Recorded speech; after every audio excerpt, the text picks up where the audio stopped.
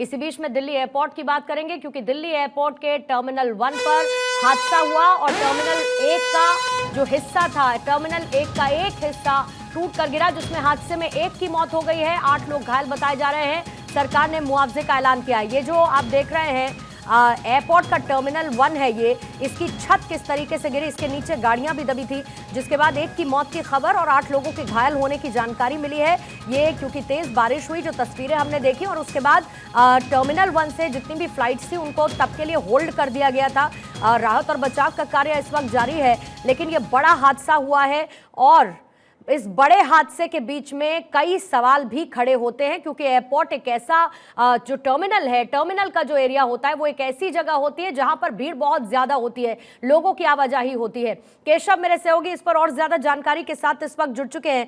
केशव, राजनीति को इतर रख देते हैं, राजनीति को इतर कि किसने उद्घाटन किया और क्या हुआ, लेकिन सबसे बड़ी समस्या इस सवाल के साथ कि एक हिस्सा टूटकर पूरा भरभरा कर गिर जाता है, एक शख्स की मौत हो जाती है, कई लोग घायल, और ये वो जगह है जहां पर आवाजाही बहुत ज्यादा है, यानी कि नंबर ऑफ कैजुअलिटीज ज्यादा हो सकते थे, इसकी संभावना भी थी। बिल्कुल पूर्णिमा, देखिए दिल्ली में पहली बरसात के बाद ही किस तरह की स्थिति उत्पन्न हो गई है, सब देख रहे हैं। एक तरफ जहां जलभराव से लोग परेशान हैं, तो दूसरी तरफ एयरपोर्ट को लोग सबसे ज़्यादा सिक्योर मानते हैं। लेकिन टर्मिनल 1 के उसी जगह में मौजूद है इस वक्त। मेरे पीछे आप देख सकते हैं जो सुबह सुबह जो रूफ टॉप कोलैप्स हुआ था, उसका मलबा अभी भी बिखरा हुआ आपको दिख रहा होगा। लेकिन सवाल यही उठता है कि अगर सुबह के 5 बजे नहीं होता, अगर नॉर्मल 10-11 बजे के समय होता तो कितना कैजुअलिटी ऑफ नंबर्स होता, क्योंकि 10-11 बजे के आसपास जो टर्मिनल 1 से अगर बात करें तो ज़्यादा संख्या में जो फ्लाइट है वो यहाँ से टेकअप करती है। और जिस जगह पर ये हादसा हुआ है ये डिपार्चर वाला सेक्शन है, यानी कि लोग फ्लाइट पकड़ने के लिए जब आते हैं तो टैक्सी से ठीक उसी जगह उतरते हैं जहां सुबह 5 बजे कुछ टैक्सी वहां पे पार्क था, जिससे पैसेंजर भी उतर चुके थे। और उसी एक टैक्सी ड्राइवर की पिलर से दबने के बाद उनकी मौके पर ही मौत हो जाती है। लेकिन सवाल यही है कि क्या जिस कंपनी ने इसको बनाया था उसने निर्माण में कुछ कटौती किया था, क्योंकि ये जो निर्माण है, जब सुबह में खबर आती है तो कांग्रेस पार्टी और विपक्ष सबसे ज्यादा मोदी सरकार पर हमलावर हो जाती है कि क्योंकि टर्मिनल 1 जो बाकी सेक्शन आप देख रहे हैं, तस्वीरें वो भी दिखाने की मैं आपको कोशिश करूं कि यहाँ जो नया वाला जो आप कंस्ट्रक्शन देख रहे हैं, ये प्रधानमंत्री नरेंद्र मोदी के द्वारा 10 मार्च को इसका उद्घाटन किया गया था, विस्तार टर्मिनल जो है जिसका। लेकिन विपक्ष सुबह से ही ट्वीट करके मोदी सरकार पर कटाक्ष करने लगे कि मोदी ने जो 10 मार्च को उद्घाटन किया था वही सेक्शन गिर गया। लेकिन जो सेक्शन गिरा है ये 2009 और 10 के दौरान, यानी कि यूपीए की सरकार में इसका निर्माण किया गया था। जो पोर्शन यहाँ पे गिरा हुआ है 3 पिलर।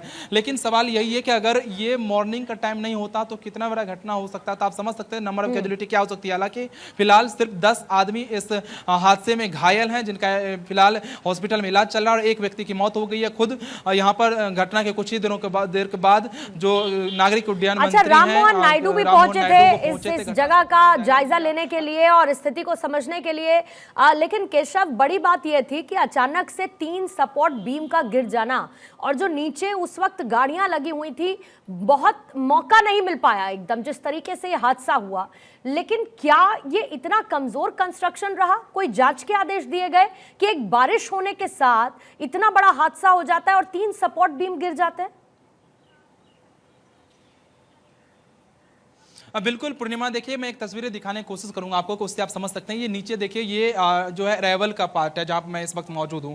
ये रूफटॉप देख सकते हैं, ऊपर एक त्रिपाल नुमा आपको रूफटॉप दिख रहा होगा। इस पर क्या हुआ कि पानी ज्यादा जमा हुआ, क्योंकि रात में बारिश बहुत ज्यादा हुई है, तो वो पानी का जो निकासी का था वो पाइप हो सकता है ब्लॉक हो गया होगा, जिसके बाद वो वजन जो है वो पिलर जो है वो सह नहीं पाया, और अचानक जो है पानी सहित जो है पूरा पोर्सन वो कोलैप्स होकर नीचे गिर गया। उस वक्त नीचे जो पैसेंजर खैर एक भी नहीं थे, सिर्फ और सिर्फ टैक्सी के ड्राइवर थे जो पैसेंजर को ड्रॉप करके निकल रहे थे, और अचानक गिरने से उसमें टैक्सी के ड्राइवर दब गए। लेकिन हालांकि इस पूरे घटना के बाद नागरिक उड्डयन मंत्रालय की तरफ से एक कमेटी का गठन किया गया है जो जांच करेगी, और अनिश्चितकालीन के लिए जो टर्मिनल 1 है उसको फिलहाल बंद कर दिया गया है, जब तक यहां से मलबा पूरी तरह से नहीं उठा लिया जाएगा डीजीसी और वीएसआई की तरफ से। जब तक फिर से टर्मिनल 1 को पूरी तरह से सिक्योरिटी क्लियरेंस नहीं मिल जाती है, तब तक यहां से पूरी तरह से अराइवल और डिपार्चर जितने भी फ्लाइट के एयरलाइंस की थी उन सभी को कैंसिल कर दिया गया। टर्मिनल 2 और टर्मिनल 3 से वैकल्पिक तौर पे कहा जा रहा था कि वैकल्पिक उड़ानों की व्यवस्था की जाएगी। दूसरी तरफ देखिए, मुआवजे का भी ऐलान कर दिया गया है, जांच के आदेश भी दे दिए गए हैं। इस पर आप नजर बनाए रखिएगा केशव। फिलहाल के लिए आपका बहुत बहुत शुक्रिया।